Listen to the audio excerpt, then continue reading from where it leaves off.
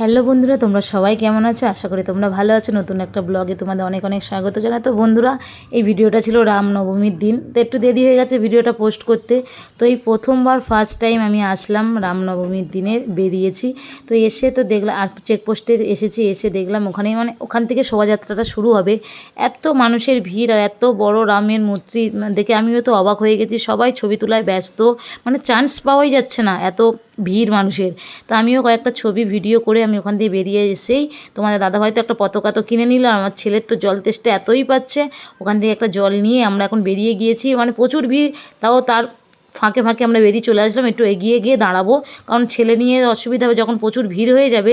এইদিকে দেখো কত সুন্দর ছোট ছোট বাচ্চারা, মহিলারা, রাম সীতা, বজরংবলী, যে যেমন পেরেছে সেজে খুব সুন্দর লাগে। তারপরে তো আকর্ষণ, আমি তো অনেক দিন পর এই আদিবাসীদের এরকম সাজে দেখলাম, কত সুন্দর লাগছে। এরা এত সুন্দরভাবে ডান্স করে, মাথায় যে কলসিগুলো আছে হারগিস পড়বেই না, এত সুন্দর ডান্স করে। এই দিকে দেখো বন্ধুরা, তোমাদের সাথে কথা বলতে বলতে তোমাদের সামনে হাজির হয়ে গেল কে, আমাদের মিঠুন চক্রবর্তী। আমি তো ভাবতেই পারিনি যে এরকম আজকে যাব, যে ওনার দেখা পাবো। এত মানুষের ভিড়। শোভাযাত্রা শুরু হয়ে গেছে, 5টার সময় শোভাযাত্রা শুরু হয়েছে।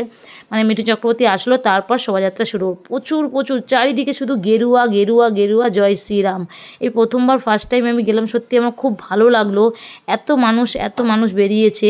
তারপরে দেখো ওরা মিঠুন চক্রবর্তী চলে যাওয়ার পরে আদিবাসী দিদিরা কত সুন্দর করে ডান্স করে করে যাচ্ছে, দেখতে পাচ্ছ? কলসি কিন্তু ওদের মাথার দিকে পড়ে না, ওরা সারা রাস্তা নেচে যাবে, তাও ওদের মাথার দিকে কলসি পড়বে না। খুব সুন্দর লাগছে, আমি অনেক দিন পরে এই ডান্স দেখলাম। তো এইদিকে লাস্ট যে গাড়িটা থাকে, যেটা ওখানেই দেখেছিলেন যে জয় শ্রীরামের হনুমানজি যে মূর্তিটি ছিল, সেই গাড়ি নিয়ে বেরিয়ে যাচ্ছে। আগে মিঠুন চক্রবর্তী যাওয়ার পর তারপরে এই গাড়িটা নিয়ে বেরোলো। মানুষের হাজার হাজার মানুষের যেমন মানুষ সেই রকম চারিদিকে ফোন, চারিদিকটা দেখতে পাচ্ছ কত সুন্দর লাগছে। তো বন্ধুরা, সেইভাবে হয়তো ছোটো করে তোমাদের সঙ্গে ব্লগটা আমি শেয়ার করলাম। তো বন্ধুরা, কেমন লাগলো প্লিজ কমেন্ট করে বলো। যদি ভালো লেগে থাকে সবাই কমেন্টে লিখে দেবে জয় শ্রীরাম। তো তো ভালো লাগে থাকে লাইক, কমেন্ট, শেয়ার ও সাবস্ক্রাইব করতে ভুলো না। টাটা, বাই বাই, সবাই ভালো থেকো, সুস্থ।